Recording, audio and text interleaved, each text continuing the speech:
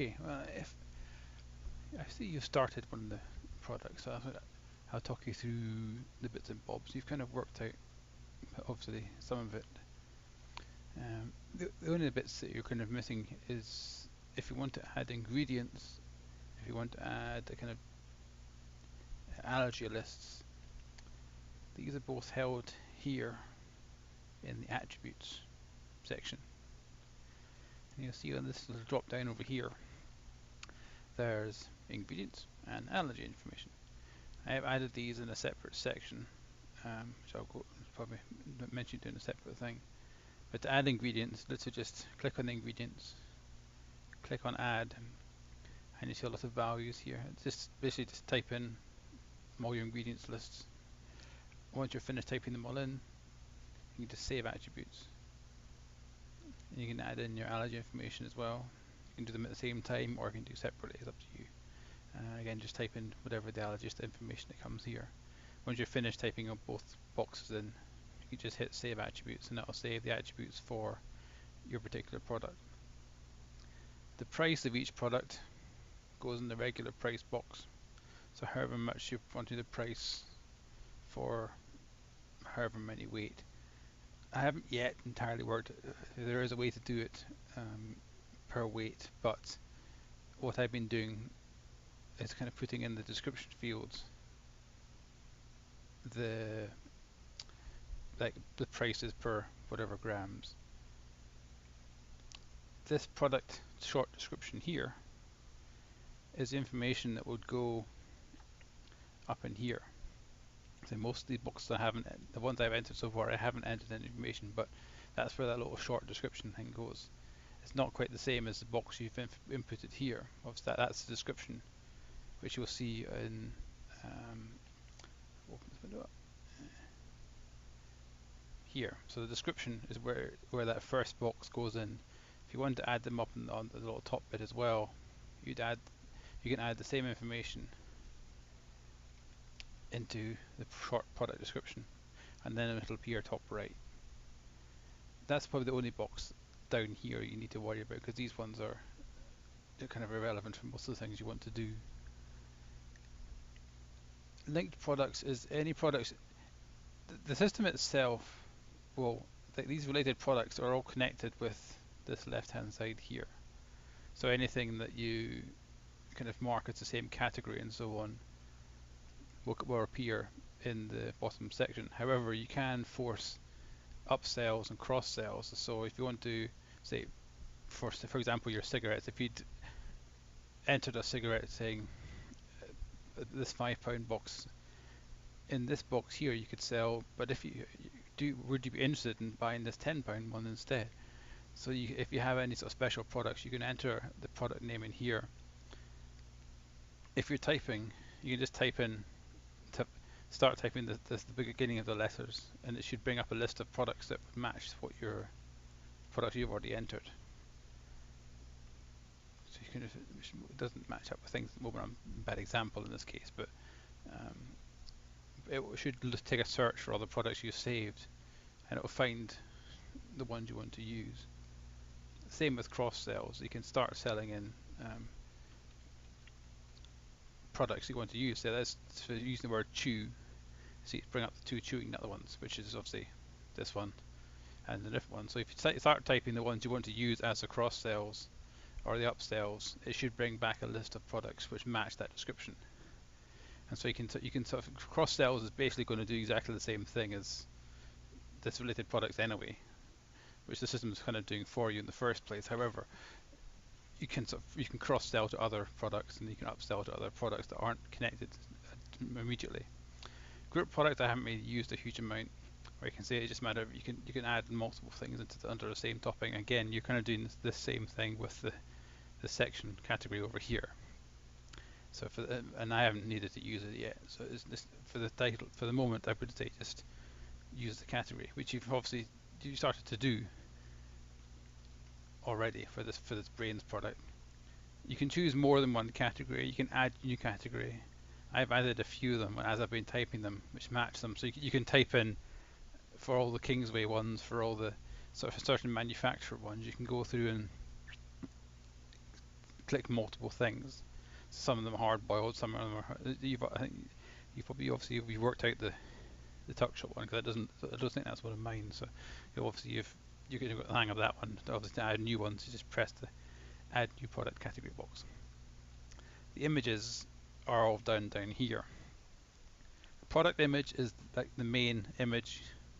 So the product image would be this one here. There are some that are multiple images, like I think Nancy Bowles is one of them. So this one I have two on. This is termed as the product gallery, which is what this is. So the product image, you click on the image, and you obviously uploaded the brain one already. So you can just click on the brain one, or you can upload your own one. Just if you click on the upload files, so as you've already done, you can click this one. See, this one is a slightly smaller version of the same image, but you can just, once you've uploaded the image or chosen the image you want to use, just set product image, and voila. If you want to add more than one product image, so say you had this one and you also had 2 or 3 others you wanted to use, you don't have to add the same image again. It will always take the first image you add as an image anyway. But if you have a second or third image, then you can add that in, again choosing multiple images or uploading your own ones. And then you just click the add. Oops. Once you've clicked on all the images you want to use for this particular product, for example, these are all technically the wrong ones, but if you click on the control button and then click on multiple images, you can click multiple, so you can add to gallery. You'll see them appear up here, and then when you, whoops, you'll see the product. You'll see product gallery here, so you'll see the little gallery being automatically used and viewed as a little image gallery for the images.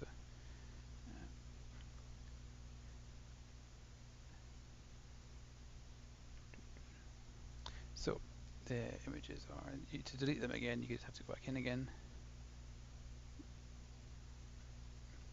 click upload to this product. You'll see there's multiple images on here.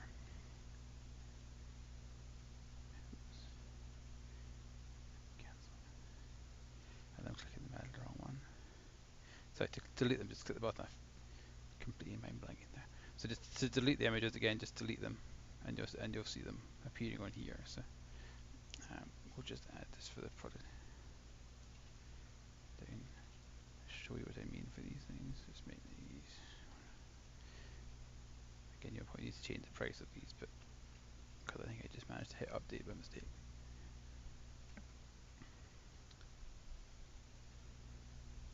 So when you refresh the page, you'll see now, because we've added the information to this bottom box, you'll see that they now appear on the right hand side here. They're usually just a little brief introduction, so you don't need, actually probably shouldn't have as long a description as that.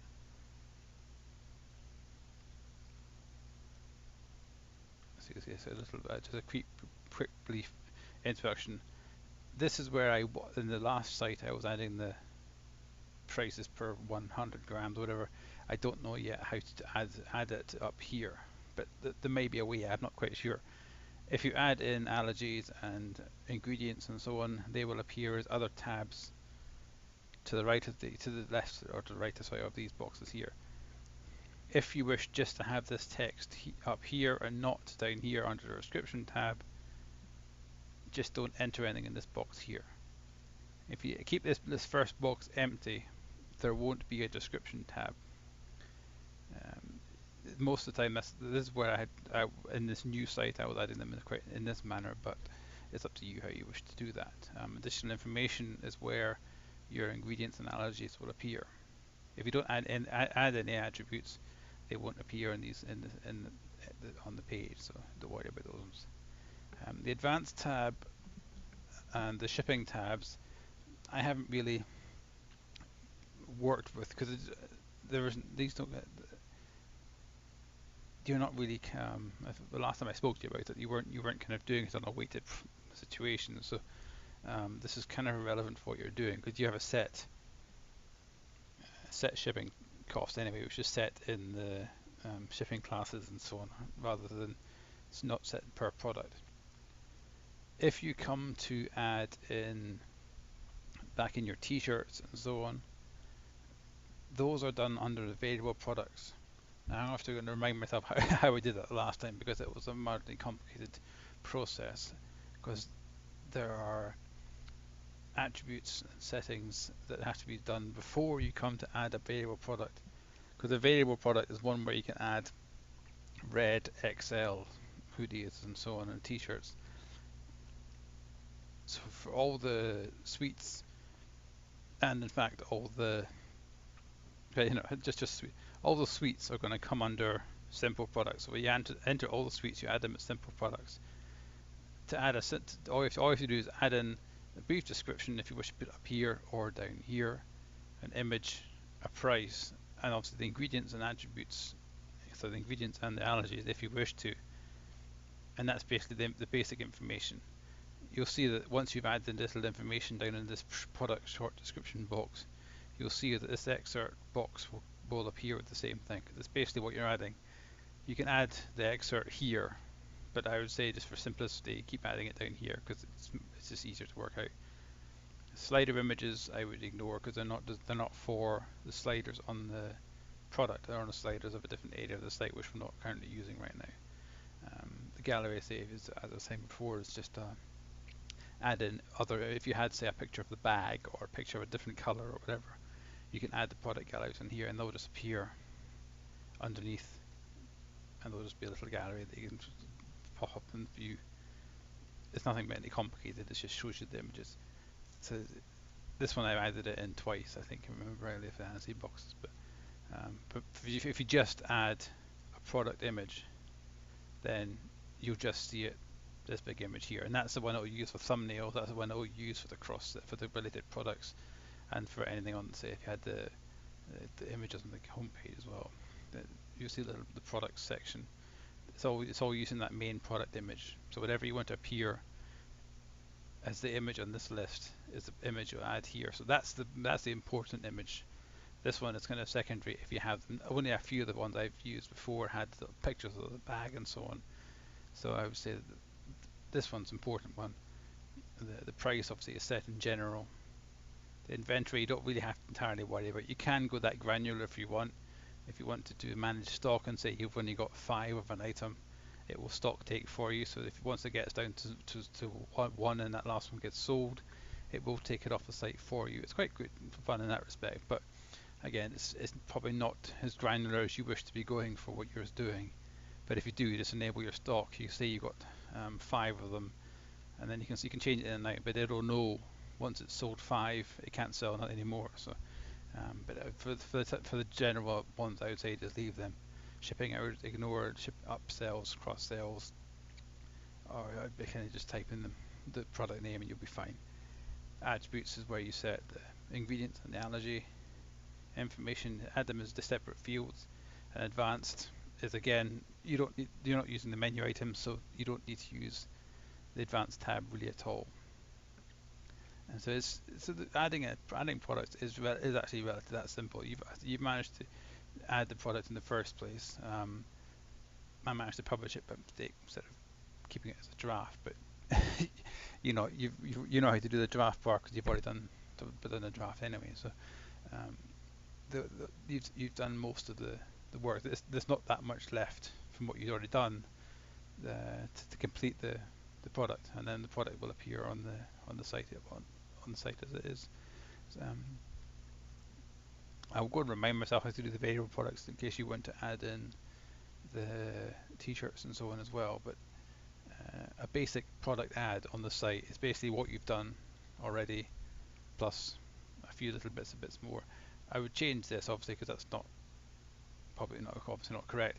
If you add a sale price in here, if you say these are now 125, not 125, then you'll see the price updates quite quickly on the site. It will give you the little sale item price. If it refreshes the stuff, you'll see it changes here.